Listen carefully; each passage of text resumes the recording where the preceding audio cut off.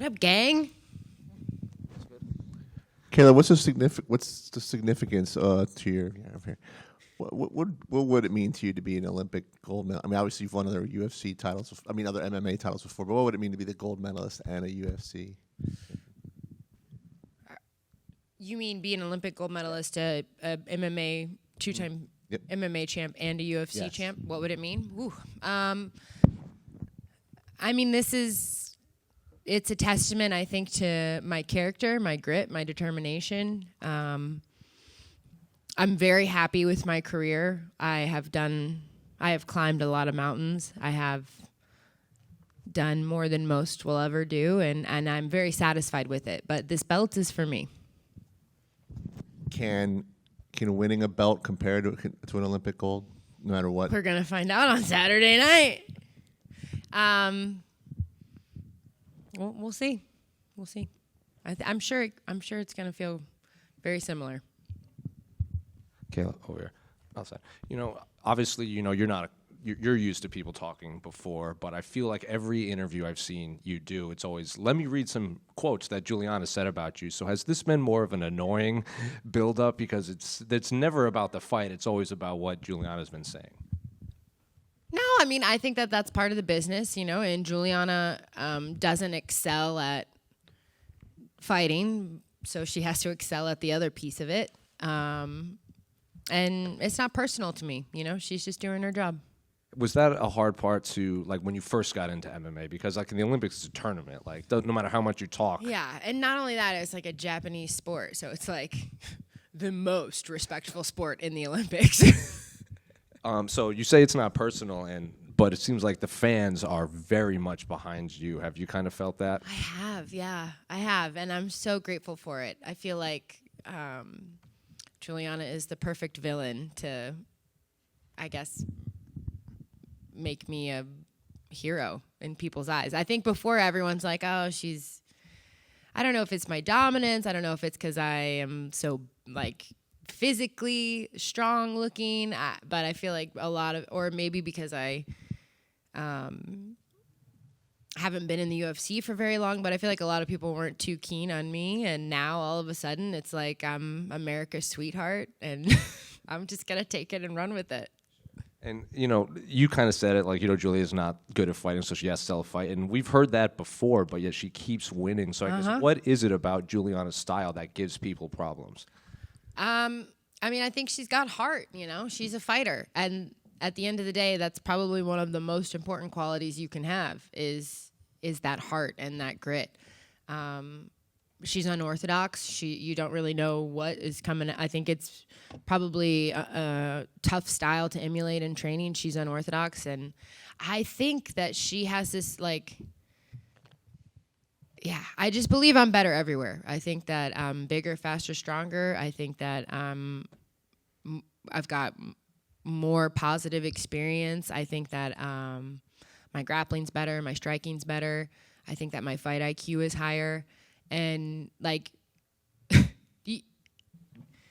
never mind being inside of a cage. I'm a fighter in life. And so if she thinks that she's going to outfight me, she's got another thing coming. Well, the countdown, they did this, the part where she brought in Max Snider to train with her. Is that just the countdown kind of latching on to something, or is that something that smart thing she's training with him? I mean, do you think that you could learn to paint like Picasso in 6 weeks or 8 weeks or 12 weeks? No. Do you think that you could be Scorsese in 12? Good luck. I applaud her for leaving no stone unturned, but I've been doing judo since I was 6 years old. That's not something you can pick up overnight. The countdown also, I think, we've been covering you for a long time. We knew your story with your kids and your sister and your mom. Yeah. But I feel like maybe there's, we talked, some people only watched the UFC. They didn't know your story. So when that came out, have you seen, how's the reception been to that for people that didn't know what you actually went through? It's been super positive. It's been overwhelmingly positive and heartfelt, and I think that a lot of people didn't know that I adopted my niece and nephew and the reasoning behind it. And so I just want to make sure that everyone knows I adopted them. Like, they're my children. I'm not a guardian. I'm not like a part-time parent. I'm not I'm not going to give them, like, I'm on the birth certificate now. Like, these are my kids. We're the wolf pack, and they ain't ever getting rid of me. And just last one for me, unrelated to your fight, because I think you're one of the few that could probably answer this, but LeBron James just did a podcast, and he was talking about starting kids in a sport, and that's all they do from like 5 on, will lead to burnout real quick, and kids will constantly quit. You know, you brought up you've been doing judo since you were 6, so I guess, and now that as a mother with young kids, just how realistic is that? What he's No, I think he's spot on. I mean, in our society today, you look at I really blame the parents. We have all of these helicopter, psycho parents who think that their kid's going to be the next Tiger Woods or the next Simone Biles or the next LeBron James, and so they make them go to gymnastics practice every day, or the next Serena, like tennis. And when we were kids, I did judo and I specialized at I'm sure there are outliers, but we didn't play organized sports. We just played outside. Like, hey, you want to go play basketball with your friends? Hey, we're going to go play jump on the trampoline or play a pickup game of flag football or whatever it is. No, I'm super against specializing for kids. I mean, even up to high school, I would argue play everything. It's better for your body. It's better for your mind, better for your family dynamics. That's what LeBron was saying. He played football and ran track just to stop thinking about basketball. Yeah. I mean, you can't their brain is literally still developing. Are we going to put this kind of pressure on a child to be? And yeah, don't get me started. My daughter played softball this year, and this is her first time playing. So obviously she's not great. And the parents, I was like, I'm gonna end up getting in a fist fight at a softball game. I gotta take a lap and cool off.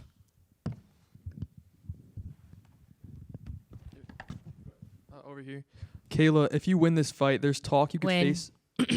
When you win this fight, there's talk you could face Amanda Nunes. How do you feel about potentially fighting someone you used to train with? Yeah, my focus is on Saturday night. One step at a time. Everybody's tough until you beat them, so I'm focused on Juliana. But in judo, it's very different culture and mentality. You end up competing against the same girls over and over and over and over again, and you go to a tournament, and then you have a 3-day training camp with all of the girls you just competed with, and then you go to another tournament and you have a training camp. So I used to fight my friends or compete against my friends all the time, and it's not personal, it's just business. Yeah. Juliana's actually been very confident in her pre-fight talk. Do you think that's genuine self-belief, or is she just trying to get in your head? I think she's got to do what she's got to do to pump herself up for this fight, she's throwing a lot of spaghetti at the wall. She's all over the place, so God bless her. Thank you. Kayla right here. You were a finalist for the Team USA 2025 Hall of Fame class. Despite not getting in, how much of an honor is it to just be up there with some of the greatest athletes in the world? Yeah, I mean, that's... I feel like I am very... God gave me these talents, right, and these gifts, and to give anything less than my best is to sacrifice the gift. So for me, it's an honor and it's a privilege, and to see the fruits of my labor being showcased is great, but it all comes from God, so... You said that growing up, you were always craving recognition and approval from other people. What finally changed in your life that really led you down the path you're on now? Is it finding God? I mean, definitely my faith. I'm sure that most of you know I had a very troubled childhood. I was sexually abused by my first coach, and so I spent a lot of time feeling unworthy, and my biological father was also not present in my life. And so, I didn't have this belief that I was loved unconditionally, and my faith absolutely in God, and that there is, someone who's for me, not against me, has been huge. And also God sending me my kids, you know, like they have taught me that there's so much more to life than gold medals and trophies, and like all of that stuff sits in my, you know, everyone always like, oh, where's your Olympic gold medals? I'm like, they're in my sock drawer collecting dust. Like nobody cares. My kids sure as shit don't care. Like they care that I come home. They care that I'm mom. They care that I play, you know, Nerf gun wars with them, or that I've let them have ice cream. Like that's what it's all about. And so that has given me a new peace and a new understanding and a new freedom, which makes me honestly a better fighter. Yeah, shout out to all the single moms out there. That's right. Shout out to the single moms. Let's go. Kayla, right over here. I remember last fight week in Salt Lake City, Juliana was speaking about the way that Raquel would have actually represented this division, and being the fact that you're the challenger this week, what do you feel, or how do you feel about the way that Juliana represents this division? I feel nothing. I focus on myself. I focus on how I carry myself, what I can do. I try not to throw stones from a glass house. Nobody's perfect. We're all doing the best we can, but there's going to be a new face of women's MMA very soon. And speaking about the trash talk, I know we've been talking about that kind of all day now, but for you, there was a lot of trash talk that you had to get through to get to the actual fight. Do you think this may have been the most trash talk you ever had to deal with, and how did it kind of affect you throughout the past couple weeks or months? I mean, I think hands down, this is the most trash talk. I mean, I don't need, like, the talk itself is trashy. I don't know if it's good trash talk, but it's trashy. This is the most I've ever had to endure. Yeah. It's the worst trash talk I've ever had to endure, too. I'll tell you what. Like, if you, being a female, being in a male-dominant sport, like going to American Top Team, you think I don't hear shit all day, every day? I walk into the gym and they're starting to, so like but this is just poorly done, and I'm ready to fight. I'm done talking about it. I'm ready to fight. And last for me, I'm not sure how much this really matters to you, but when you get the job done on Saturday night, that would be 3 fights into your UFC career before you become, or when you become UFC champion. How does that sit with you? Because that's pretty remarkable itself. Yeah, it's pretty damn good, you know? I think it's 3 fights in the UFC, but this is a lifetime in the making. You know, I've been on the mat since I was 6 years old. I have been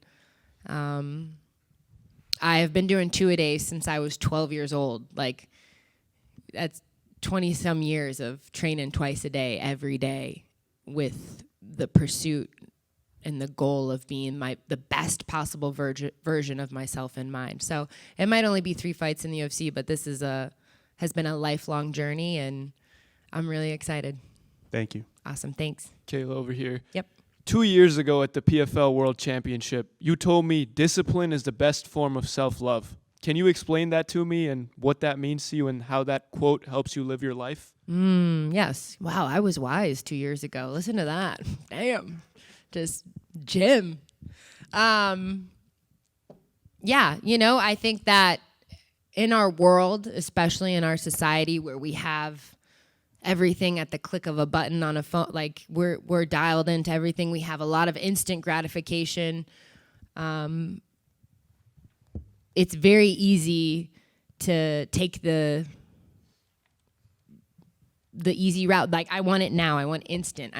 But being disciplined, you're not always going to be motivated. Do you think that I wake up every day and I'm like, I can't wait to go train and then run 6 miles and then teach my kids and then eat like 2 calories and then go train again? Like, of course not. I'm a human being, but I won't always be motivated. I can always be disciplined. And I know from the proof of my life that when I'm disciplined, I become better. Not just towards my goals, but as a human. I am forged in the fire. When I'm sitting in that sauna at 9 o'clock at night for an hour by myself, I am forged in that fire. And who I become is the best version that I've ever been of me. And that, again, that is my gift to God, that I squeeze the ever-living shit out of this life. I take all of my talents, I take all of it, and I make the absolute most of it.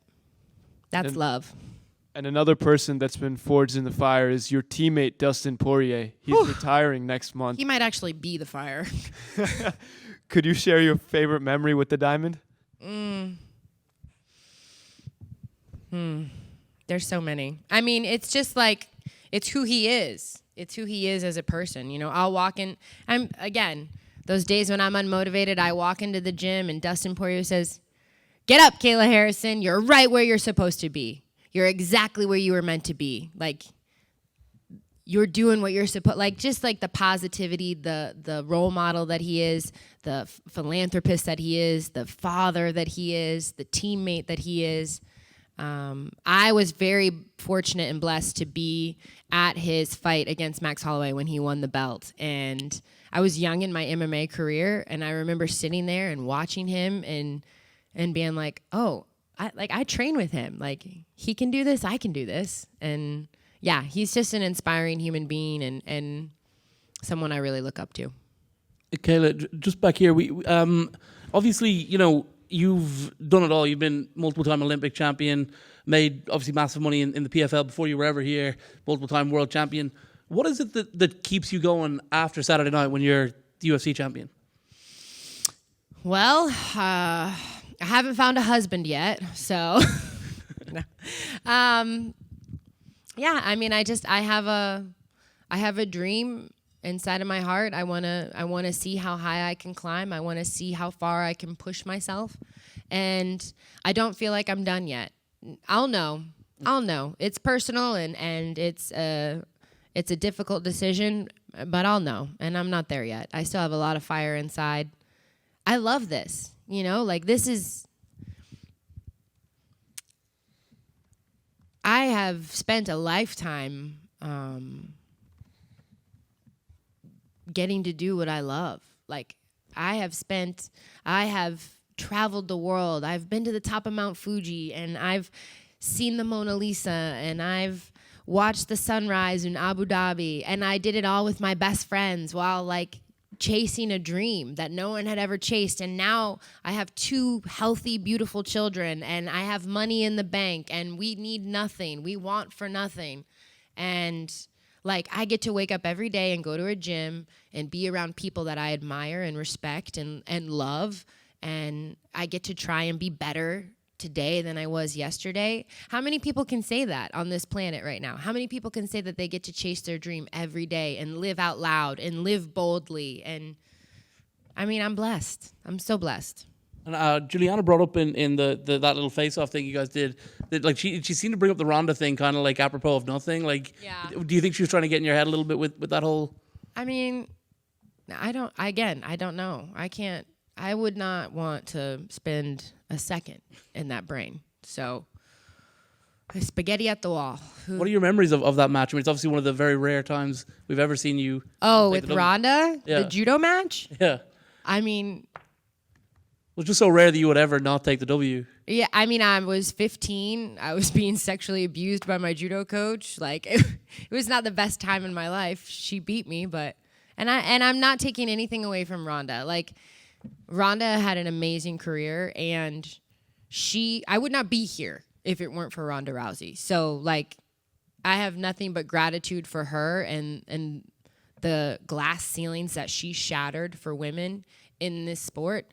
All I meant from that was in our judo careers, like, I didn't tell any lies. Like, my career in judo is going to be very hard to touch. And in MMA as well, I'm sure. And then that's the goal. That's the goal. Kayla right here. I know when we were down in Florida with you, you said, you know, the weight cut. When you met my emu? Yes, when we met the emu, Marshall Mathers. And you said you were ahead of schedule in terms of, like, the weight cut and everything. How do you feel sitting here right now, like 40 hours from being on the scale compared to the last 2 times? I feel great. You know, I think that I don't know if it's going to get easier as time goes on, but most importantly, my attitude is in the right place. My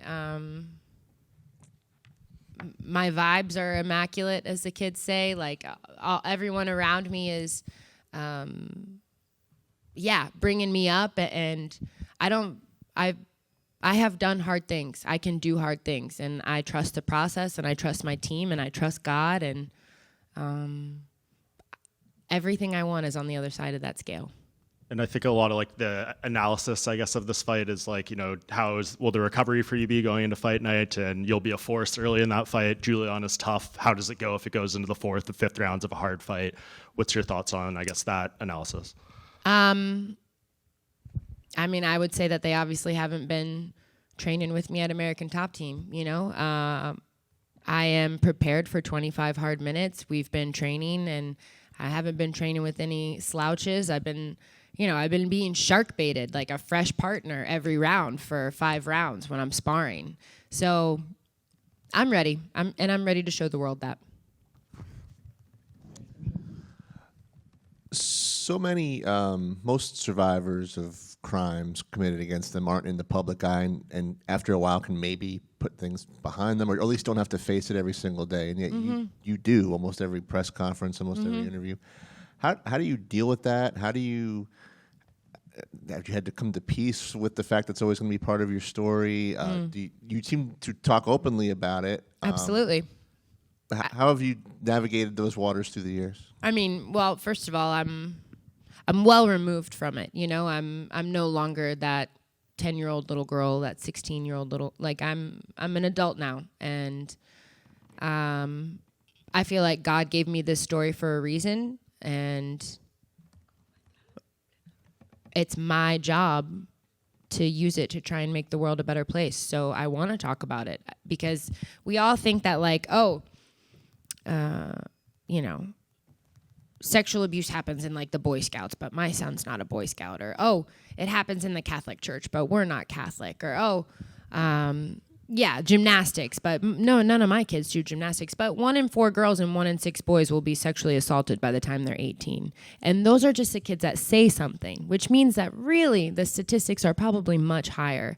And how do we stop that? We stop it by having a conversation. We stop it by looking it in the eye and putting a face to it and saying, okay, children are our most precious things. I want to help stop this. I want to help end this. And I encourage everyone to go to fearlessfoundation.org, learn more about it. I also wrote a book. It's not a memoir. It's not an educational, it's not a textbook. It's kind of a combination of both, where it uses my story, my journal entries, and it talks to you about what is grooming, why kids don't say something, what questions can I ask my kids if I think something like this is going on. And, that is important to me. I don't ever want another little girl or little boy to feel alone, to feel dirty, to feel ashamed. There is hope. There is a shiny gold medal at the end of the tunnel. There is a UFC belt at the end of the tunnel, but you have to say something, and we have to keep talking about it.